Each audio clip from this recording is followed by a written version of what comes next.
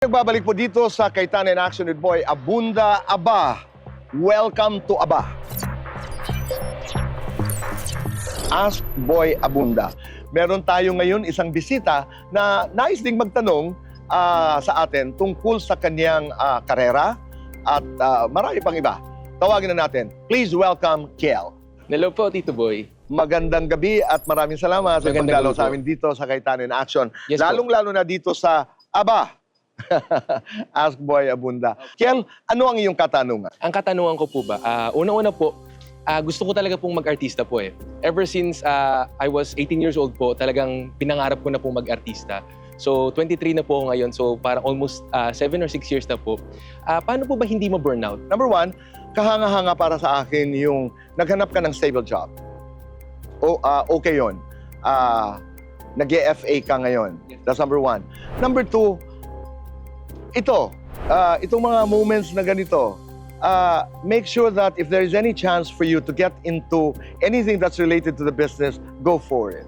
Basta hindi lamang makaka-distract, hindi lamang makaka-disrupt ika nga sa iyong trabaho. Kasi, alam mo, Kiel, ako ang natutunan ko rin, may mga bagay na gusto tayo. Apo. Hindi ko naman gustong maging host eh. What did I want to be? All I wanted to be was I wanted a job that would allow me to provide the best for my mother. 7 years, pinangarap mo mag-artista, sinubukan mo naman ang lahat. Naghanap ka ng ibang trabaho and you're now flying, which is good. Every chance you have, may mga imbitasyon. Hoy, Kiel, merong may stage play. Kiel, merong guesting kay Tito Boy. Kiel, merong papel dito sa pelikulang ito. Maniwala ka o hindi, yung movement ng tadhana, nagtatagpo. Move towards that because it will move towards you, yung pag-gravitate, if it is meant. If it's meant for you, gagawa ang tadhana, ang Panginoong Diyos, basta you have to cooperate with it. In the meantime, if there are opportunities like workshops, if there are opportunities, halimbawa, may mga events, and if there is a chance for you to sing, or there's a dramatization of something, go for it. Okay po. Kasi yung mga moments na yun, ang nagli-lead sa'yo towards that dream, if that is the dream. Yes po. Di ba? Okay. Siguro po kaya po natanong ko po yung Tito Boy sa inyo po, yung ba't hindi mamamatay. Yung susunod na question po kasi, yung pumapasok po yung insecurities. Yung mga kasabayan ko po kasi, ngayon po mas nag-flourish po sila around show business po. So, paano po ba lalong hindi rin pa-insecure sa sarili mo? Ang inseguridad, lahat tayo, Kiel, lahat. You know, Oprah Winfrey, sabi nga niya, has interviewed thousands and thousands of some of the most powerful, some of the most famous public figures in the world.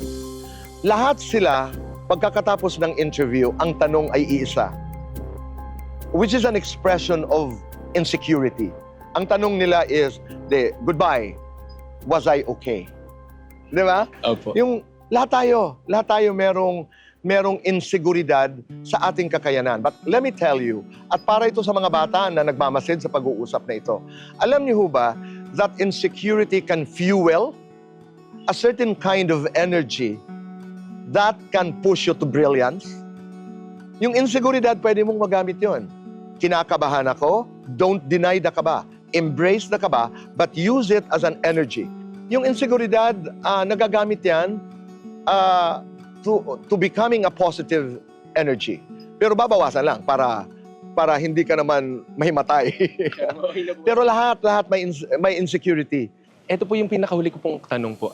Paano mo masasabi na, ito po, pag-achieve ko po ng pag-aartista po, pag-abot po ng pangarap na to, paano mo masasabi na kontento ka na po?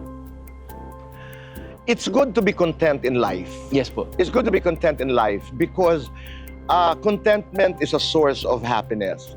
Pero contradictory ito pag ang pinag-uusapan karera. Tayo kasi we always move to the next project, di ba? Pag sinabi mo, okay na ako, medyo relaxed yun di ba? Pagkatapos ng isa, you move towards what's next. Let the fire keep burning.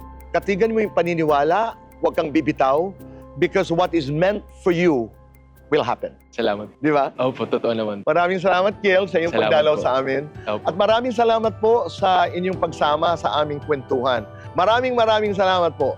Ito po ang Aba at ito po ang Cayetano in Action with Boy Abunda.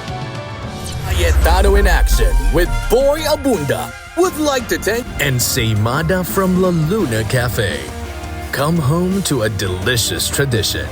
We're located at 103 ML Quezon Avenue, Hagonoy, Taguig. 7. Visit at B6, Bonifacio High Street,